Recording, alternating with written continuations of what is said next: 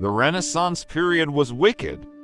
It marked the end of the Middle Ages, the darkest era in human history, thus giving people the opportunity to shift from wars and territory gains to focusing more on themselves.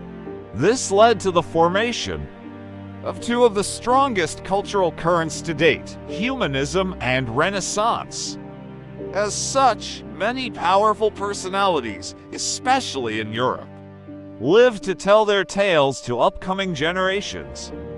Writing, painting, and sculpting started to develop fast. However, there was one sector that humanity couldn't seem to make use of that much. Up until that point, sea traveling, as the Renaissance period was literally nicknamed the Age of Exploration.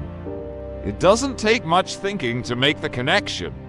A lot of brave individuals found the perfect opportunity to finally conquer the vast seas, while some aimed at circumnavigating the planet by sailboat and unearthing new pieces of land. The sea explorer I am going to introduce to you is considered an actual hero amongst British people. He is none other than Sir Francis Drake, an English explorer and privateer that miraculously saved England from huge financial problems. In this video you will find out everything you need to know about the best sea explorer England has ever had.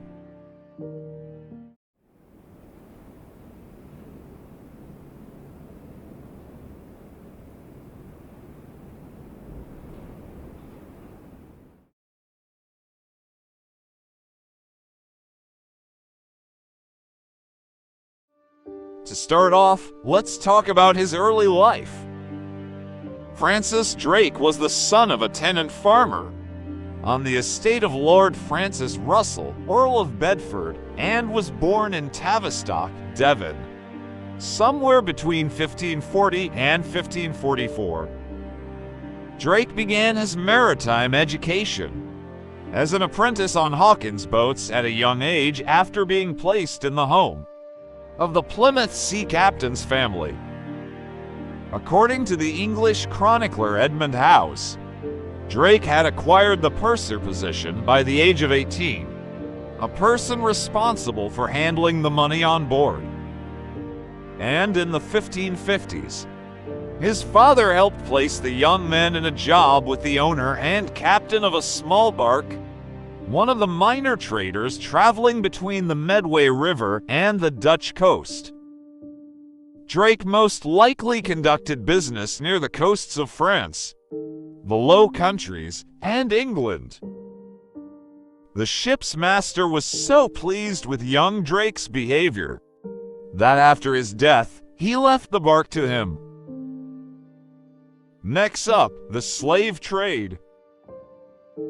The Portuguese and the Spanish controlled a duopoly over the West African slave trade in 1562. John Hawkins, Drake's cousin, came up with a strategy to break into that industry, and he asked friends and family along with Drake for financial support to pay for his first slave trip.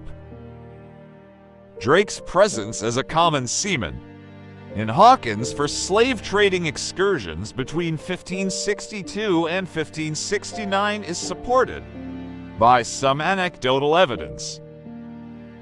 During the first voyage, Hawkins captured Portuguese slave ships by sailing to the Sierra Leone coast.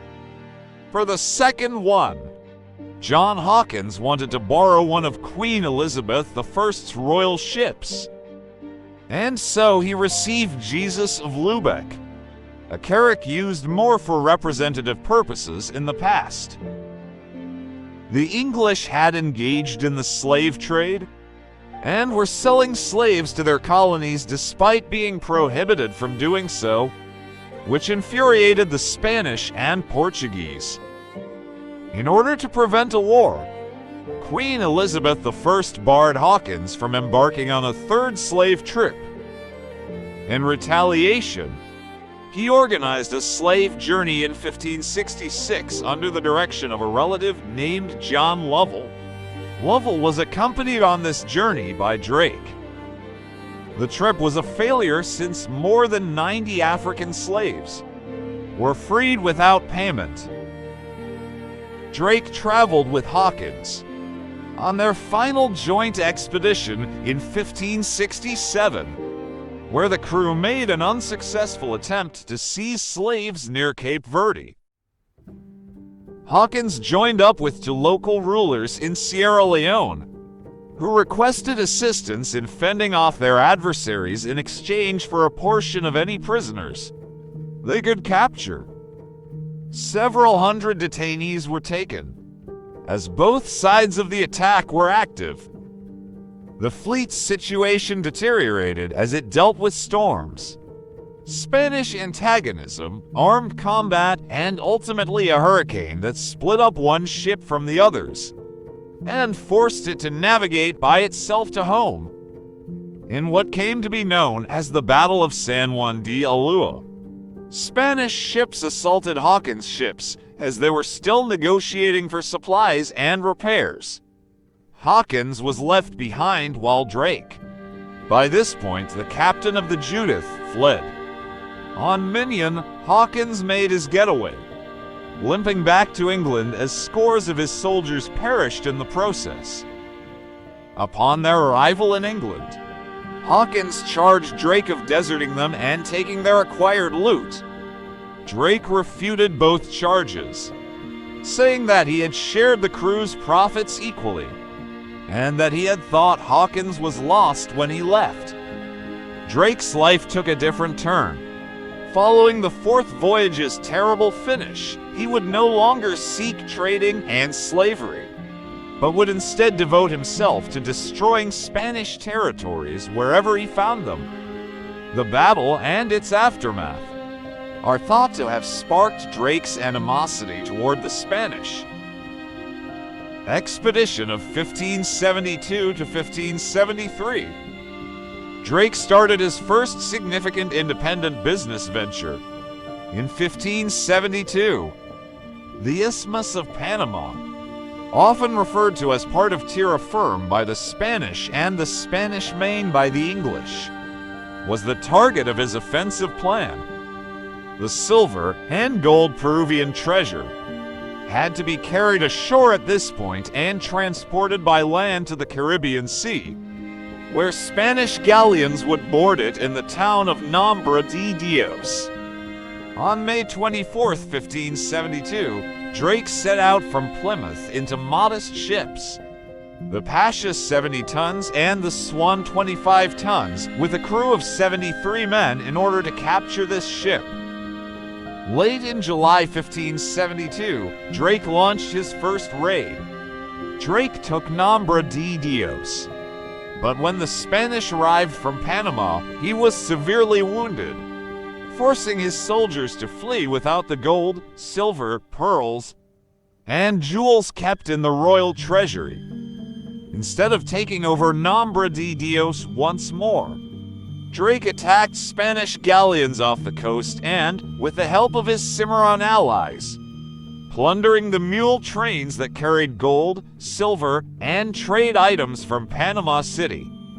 Drake met Guillaume Letestu, a French privateer in charge of the 80-ton cruiser Havre near Cabo de Cadivas, and joined forces with him in a united fleet, instructing the commanders of his pinnaces to meet them at the Francisca River on April 3rd to convey them off after the raid. Drake made the decision to intercept the mule train at the Campos River, 2 leagues from Nombre de Dios. While the Cimarrons conducted reconnaissance, the combined English and French raiding groups marched through the forest in the direction of the trail, coming within a mile of the city.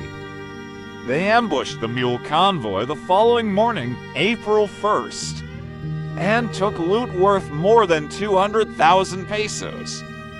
Drake and his group discovered that they had taken 20 tons of silver and gold as a result of their attack. They stole a huge amount of money, while burying a large portion of the treasure because it was too heavy for their team to transport. Letestu, badly injured, was taken hostage and executed. The tiny group of explorers returned across some 29 kilometers of jungle-covered mountains to where they had left the raiding boats, dragging as much gold and silver as they could. The boats were gone when they arrived at the coast. Drake and his men were hopeless, worn out, and starving, and the Spanish were close behind. They had nowhere to escape. At this point, Drake gathered his troops, buried the loot on the shore, and constructed a raft to carry for men 19 kilometers along the coast, to the location where they had left their pinnaces.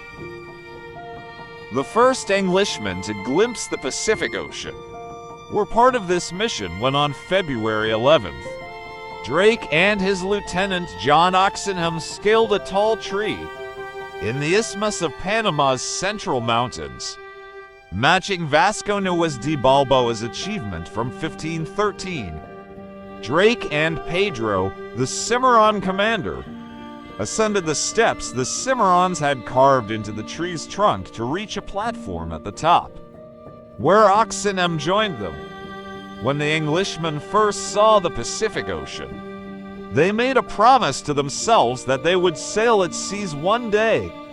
Years later, as part of his voyage around the globe, Drake kept his word. Drake was seen as a hero in England and a pirate in Spain when he arrived back in Plymouth after the raids. Now, let's talk a bit about that voyage around the globe. Following the success of the raid on the Panama Isthmus, a private syndicate led by Francis Walsingham, Robert Dudley, 1st Earl of Leicester, John Hawkins, Christopher Hadden, and Drake himself organized and funded Drake's so-called famous voyage, an expedition against the Spanish, along the Pacific coast of the Americas. On November 15, 1577, Drake and his fleet departed from Plymouth, but inclement weather put their safety in jeopardy. They were compelled to seek asylum at Falmouth, Cornwall, from where they traveled back to Plymouth to have their ship repaired. Following this significant setback, Drake sailed on Pelican on December 13th along with 4 other ships and 164 men. A commercial ship from Portugal named Mary or Santa Maria, which had been captured off the coast of Africa not far from the Cape Verde Islands, was shortly added to his fleet. This ship was truly special, since it was used not that long before by Christopher Columbus in his voyage to discover America by accident. Thomas Doughty, an English nobleman and soldier, frequently argued with Drake while on their mission to obstruct Spanish treasure fleets. On June 3, 1578, during a trial on board the ship, Drake accused Doughty of witchcraft and charged him with mutiny and treason. The testimony of the ship's carpenter, Edward Bright, who was later elevated to the position of Marigold's master, and Doughty's admission that he informed Lord Burghley, a vehement opponent of stirring up the Spanish of the mission's purpose, were the key pieces of evidence against him. On July 2, 1578, Drake had Thomas Doughty executed. His convoy's final 3 ships sailed for the Magellan Strait, near the southernmost point of South America. A few weeks later, in September 1578, Drake reached the Pacific, but ferocious storms prompted the other 2 ships, Elizabeth, captained by John Winter, and Marigold, captained by John Thomas, to turn around and head back to England, leaving just Pelican. Pelican was pushed south after this voyage and found an island that Drake named Elizabeth Island. Francis and his men fought with local natives in the Magellan Strait, making them the first Europeans to slay natives in southern Patagonia. crew members learned that an infusion made from the bark of Drimys winteri might be used during their time in the strait as a treatment for scurvy, a disease resulting from lack of vitamin C. The gathering of large quantities of bark was commanded by Captain Winter, hence the scientific name. Drake continued traveling aboard his lone flagship, which was now known as Golden Hind. The ship plagiarized towns and attacked Spanish ports as it sailed north along South America's Pacific coast. Drake utilized the more precise charts from some seized Spanish ships to guide his navigation. He visited Mocha Island off the coast of what is now Chile, before traveling to the coast of Peru, where he and his manservant Diego were severely hurt by hostile Mapuche, who shot them with arrows. Later, he hijacked a ship loaded with Chilean wine and ransacked the port of Valparaiso in northern Chile. Drake seized a Spanish ship near Lima that contained 25,000 pesos of Peruvian gold, which is equivalent to 37,000 ducats in Spanish currency. Drake also learned that another ship, Nuestra Segura de la Concepcion, was making its way to Manila from the west. Drake gave chase and ultimately took the treasure ship, which turned out to be his most successful takeover. Drake discovered 26,000 kilos of silver, 13 chests of silver reels, a golden crucifix, 36 kilograms of gold, and jewels on board of Nuestra Segura de la Concepcion. Drake dined with the seized ship's officers and gentlemen passengers to demonstrate his happiness at his good fortune in seizing the galleon. A short while later, he released his prisoners and gave each one presents commensurate with their status, as well as a letter of good behavior. As he traveled further north, Drake continued to target Spanish ships and villages. His final port of call during this leg of the journey was the town of Huatulco, where he and his men stayed from April 13th to 16th, plundering food and other supplies. Drake then started to plan his route back to England. The Strait of Magellan, or perhaps Cape Horn, was one option for getting back to the Atlantic Ocean, but it was ruled out due to the treacherous weather conditions there and the suspected presence of Spanish opposition all along the coast. Another option was to sail back south along the Spanish coast. The only remaining options were to sail across the Pacific, heading for the East Indies, and from there return to England by completing a round of the globe, or continue north up the American coast and return to the Atlantic, through the rumored Strait of Anian. Drake's two ships traveled north past the Baja Peninsula in May. Before Drake's expedition, one Rodriguez Cabrillo, an Iberian maritime explorer, had only partially surveyed the western coast of North America.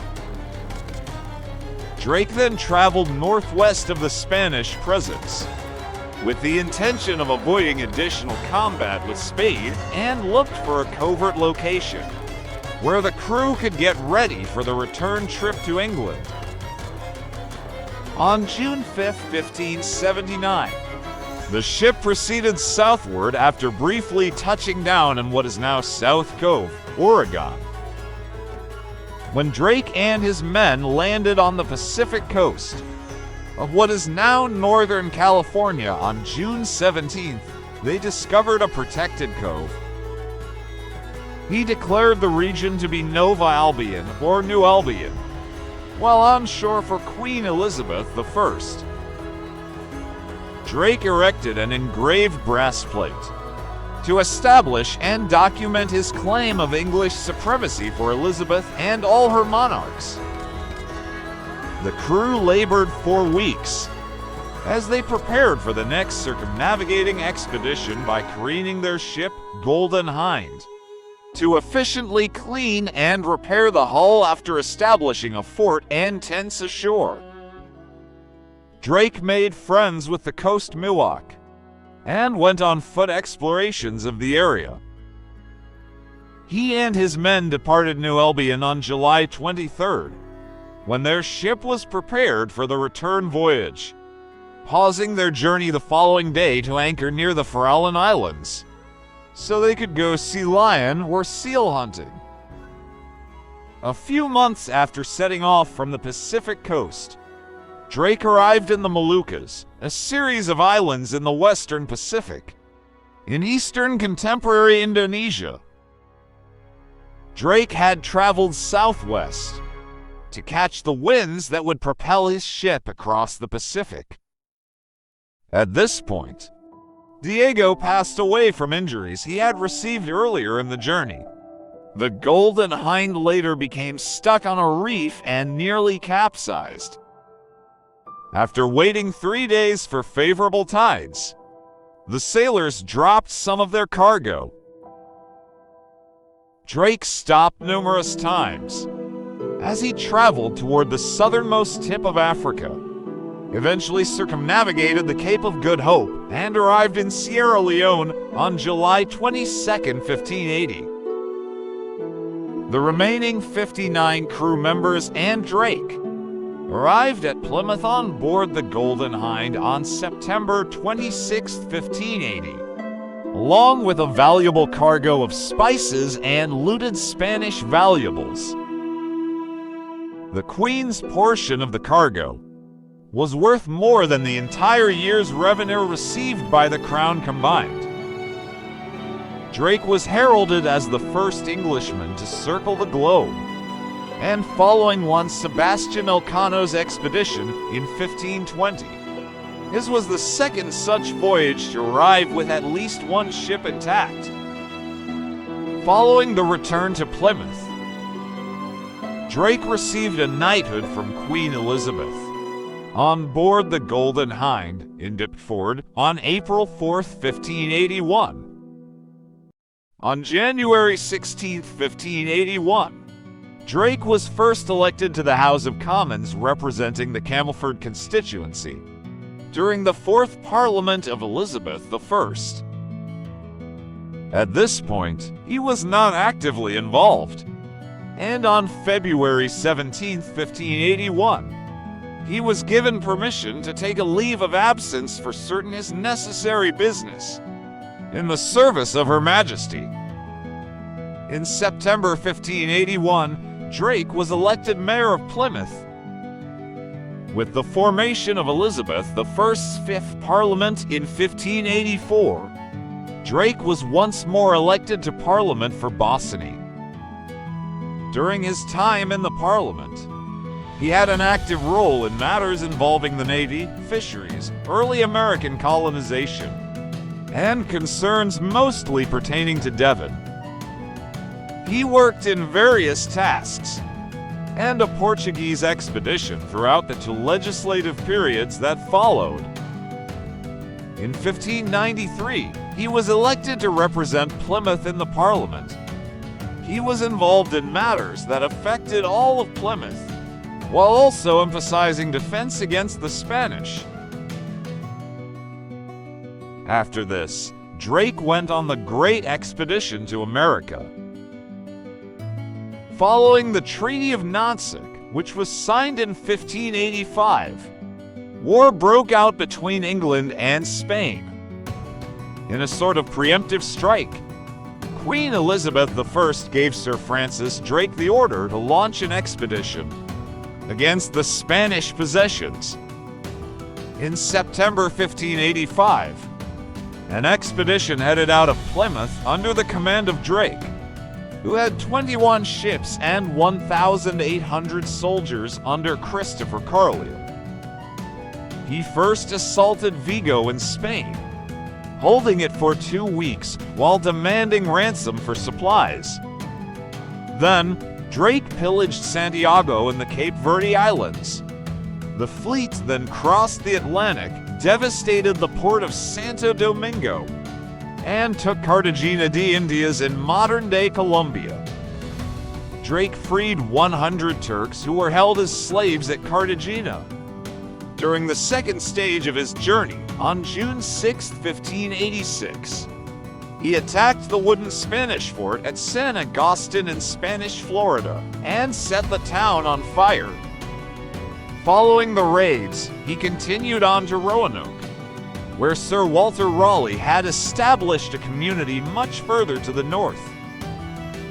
On July 22nd, he eventually arrived in England and was greeted as a hero when he sailed into Portsmouth. Philip II ordered a planned invasion of England, in part to stop similar attacks by English and Dutch privateers against Spanish interests in the Americas in the future. The Cadiz Raid. On March 15, 1587, Drake agreed to a fresh commission that had three main objectives: to bother enemy fleets that were in their home ports, to seize Spanish ships carrying valuables, and to obstruct shipping routes to restrict supplies from Andalusia and Italy to Lisbon. Also, if the Spanish Armada had already left for England, Drake was to face and attack it. The Armada was preparing and waiting for a favorable breeze to send the fleet to assault when Drake arrived at Cadiz on April 19th. Drake discovered the harbor to be crowded with ships and supplies at that time. The following morning, Drake pressed his attack into the inner harbor and caused significant damage. The assault, which came to be known as the singeing of the King's beard, caused a one-year delay in the Spanish invasion. Over the course of the following month, Drake conducted patrols around the Iberian beaches between Lisbon and Cape St. Vincent, intercepting and scuttling vessels that were part of the Spanish supply lines. The Spanish Armada sailed for England in May 1588, and on July 29th, it made landfall close to Cornwall. Under the direction of Lord Howard of Effingham, an English fleet of 55 ships left Plymouth to take on the Armada. Sir Francis Drake served as Vice Admiral and was in command from the galleon Revenge, one of the Spanish galleons, which was damaged, and the majority of its men were taken captive by Drake. Followed the Armada along the English Channel in the encroaching darkness. It was known that the Spanish ship was carrying a sizable sum of money to pay the Spanish Armada. Through the use of a lamp, Drake's ship had been guiding the English pursuit of the Armada. Drake overnight disorganized the English fleet by lighting this for the capture. Despite having no prior naval or land combat experience, King Philip picked the Duke of Medina Sidonia to lead the Armada. Lord Howard, Drake, Seymour, Hawkins, Martin Frobisher, and 2 or 3 others convened a council of war on Lord Howard's flagship, the Ark, and resolved to send out fire ships. The crucial battle took place the following day, on the shoals at Gravelines, where Frobisher, Drake, and Hawkins fired their cannons at the Spanish ships. The Armada was unable to use the English Channel to return, since their mission was unsuccessful, despite the fact that most of Lord Howard's ships were by this point almost out of range. The English ships, including Revenge, chased the Spanish ships to prevent any landing on English territory. The shattered Spanish fleet, however, was compelled to round the British Isles and ran into violent storms off the coast of Ireland, having suffered overall losses of about 63 ships and boats. The Navy eventually limped back to Spanish ports. Fun fact: the most well-known Drake anecdote, which is possibly fictitious, states that Drake was lawn bowling on Plymouth Hoe before the battle. The English sailor is reported to have declared that there was plenty of time to finish the game and still defeat the Spaniards. After being alerted of the approaching Spanish fleet, maybe because he was waiting for high tide, the English sent their own armada to attack Spain in 1589, the year after the Spanish Armada was defeated. 3 assignments were presented to Drake and Sir John Norris, an English soldier under his command. First, the crippled Spanish Atlantic fleet must be destroyed. Second, to arrive in Lisbon, Portugal, and launch a revolution against the king there. Thirdly, if at all feasible, seize the Azores in order to create a permanent base. Drake and Norris, who were leading the siege of Ceuta, managed to sink a few ships in the Spanish city's harbor but were ultimately repulsed. Drake was compelled to abandon his search for the last surviving ships and continue on to Lisbon as a result of his 2-week delay, caused by this setback on all fronts. Because the anticipated uprising in Lisbon never happened, and the land operation was a complete failure, Norris re-embarked to try to capture the treasure fleet. He eventually sailed for home, because the weather was not favorable. Drake, however, made a brief stop in the Galician coastal inlets, pillaging the helpless town of Vigo for 2 days before razing it to the ground, in order to avoid returning empty-handed and with the morale of his crew at rock bottom. The ships were forced to return once more, as a result of the population's expanding defenses and the arrival of militias from Portugal. A squadron of Zabras in the Bay of Biscay captured 2 of the ships returning to Plymouth. About 11,000 English troops and sailors died as a result of the debacle. And finally, Sir Francis Drake's last moments at sea. Drake worked at sea until he was in his mid-50s. After a terrible campaign against Spanish America, in which he suffered numerous defeats, he failed to take the port of Las Palmas in 1595. Subsequently, he attempted to attack San Juan de Puerto Rico, but was defeated at the Battle of San Juan. He was hit by a projectile fired by the Spanish gunners from El Morro Castle through his chamber on the expedition's flagship, but he lived. In order to invade the city of Panama, he and his second-in-command, Thomas Baskerville, conquered and burnt down Nombre de Dios. However, they were repelled by the strongly fortified Spaniards who had blocked the way, incurring significant fatalities before giving up. A few weeks later, on January 28, 1596, when anchored off the coast of Portobelo, where some Spanish treasure ships had taken refuge, Drake passed away at the age of roughly 56 from dysentery, a common tropical illness at the time. The English fleet surrendered after his death. He requested to be given his full armor before passing away.